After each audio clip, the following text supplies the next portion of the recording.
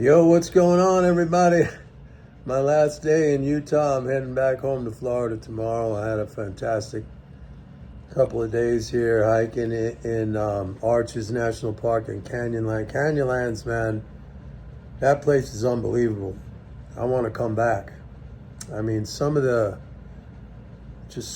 views there are breathtaking. They rival the Grand Canyon. I would say even in some spots, it's almost more impressive than the Grand Canyon. But it was really great. So today, obviously, the market was closed. It's down a little bit in futures right now. Trump is going to bomb Iran. He's made that decision. We just don't know when, but they're saying it's going to be over the weekend. It's going to be a very targeted strike on that Fordow nuclear facility that's buried inside a mountain. So they'll take that out. Meanwhile, Israel is pretty much took care of all the rest. So that'll be it. And we'll see probably a lot of headline volatility. I just, I'm staying focused on the flows, which are very, very strong.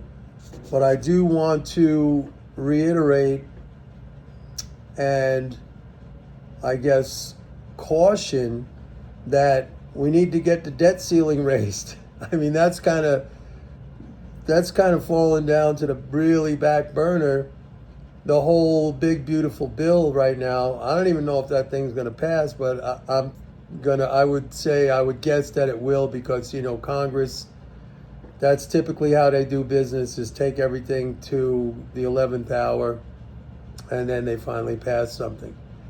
But just keep that in mind, that if the debt ceiling is not raised, that potentially changes the entire monetary dynamic that we've been operating under now for forever, basically.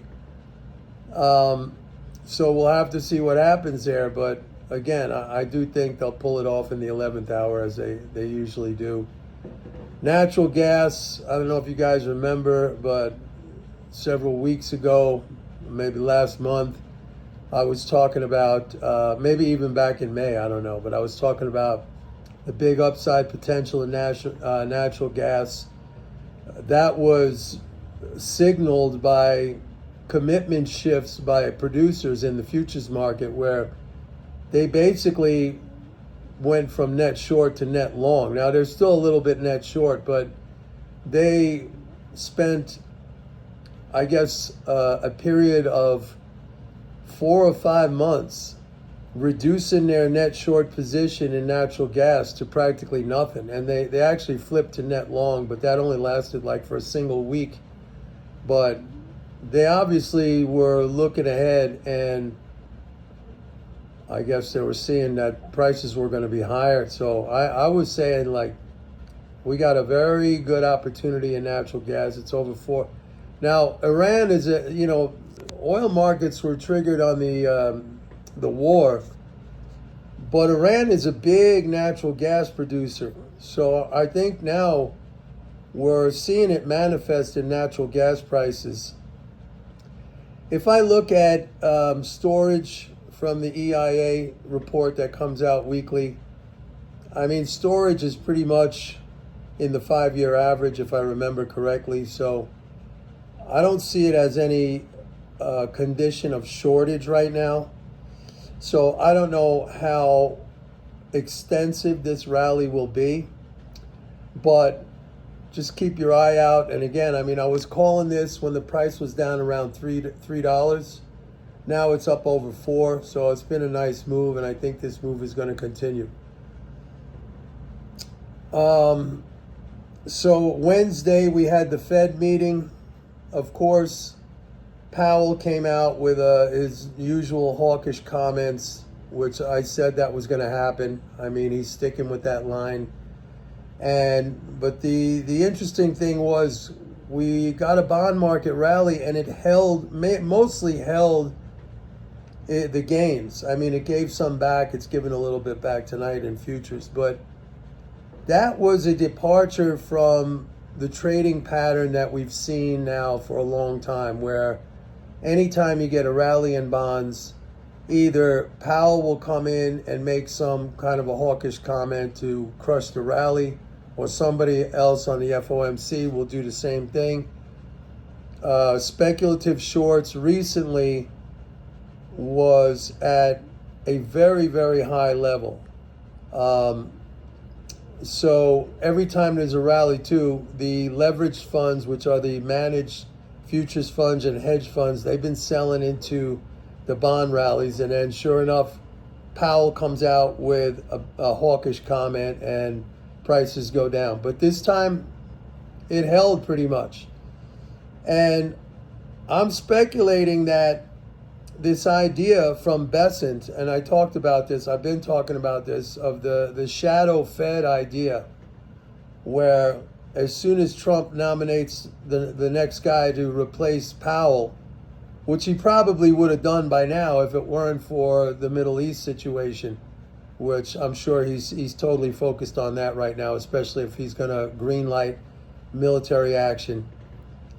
As soon as he nominates somebody, markets are going to focus on that person's policy. And this is a way, I think a very clever way, to do kind of an end run around Powell, because that would I think it would immediately neutralize him from the standpoint of setting, the forward policy expectation in the market. So that's why I think you got to now buy these dips in bonds, because that's going to happen. I mean, once this Iran thing is taken care of, Trump is going to nominate somebody who's obviously going to be dovish on the interest rates. The other thing was, like, some of my subscribers, they sent me, because they watch CNBC. I don't watch CNBC. So apparently Jeffrey Gundlach, he was talking about how, he's bullish. Apparently he's bullish on bonds now, which makes me even wonder if Powell is going to now run cover for the market bulls, where he was running cover up until now, at least, for the market bears, the shorts.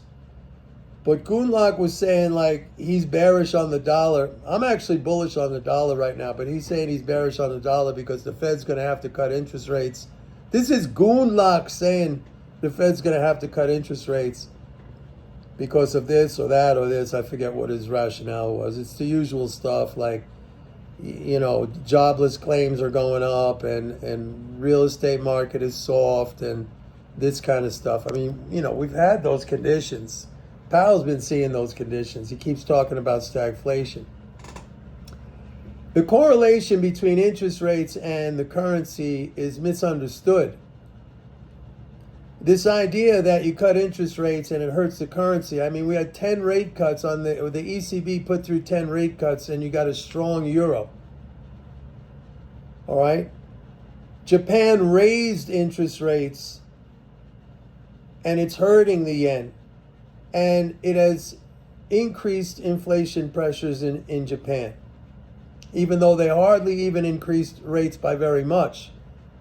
What is it, like 0.5? It was negative, and then they started raising rates for no reason whatsoever, because they had no inflation, thanks mainly to that monetary policy of keeping rates very low or negative. And as soon as they started raising rates, what happened? I mean, inflation started to pick up, because I'll say it again for the 5,000th time, the cost of credit is reflected in the cost of all goods and services.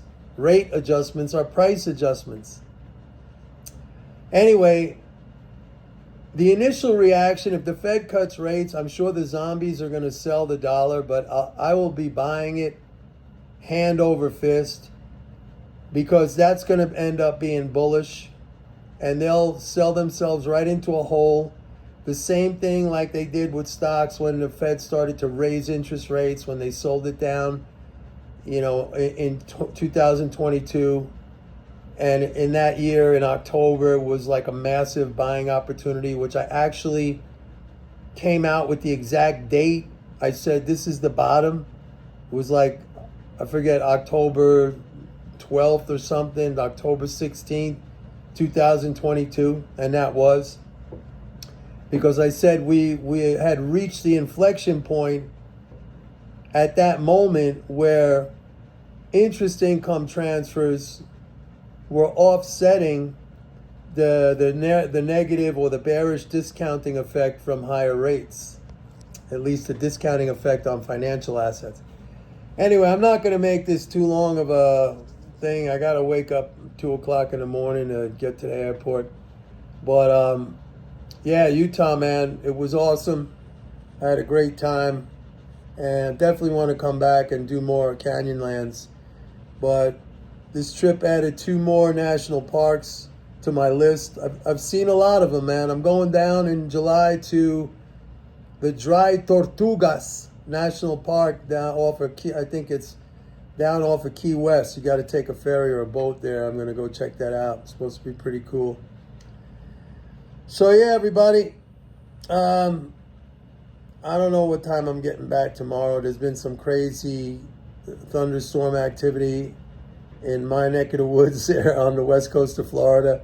So who knows? Like, I have a connecting flight from Dallas to Fort Myers. I don't even know if that's going to happen tomorrow, but we'll see. Maybe I'll make a video from the airport in Dallas. I don't know. Anyway, have a good one. I just uploaded a short video of like 30 seconds of my, standing there in in Canyonlands. So check it out. I'll see you guys. Take care. Don't forget, please like and subscribe, and go to my website, pitbulleconomics.com. Sign up for a 30-day free trial to MMT Trader. See you.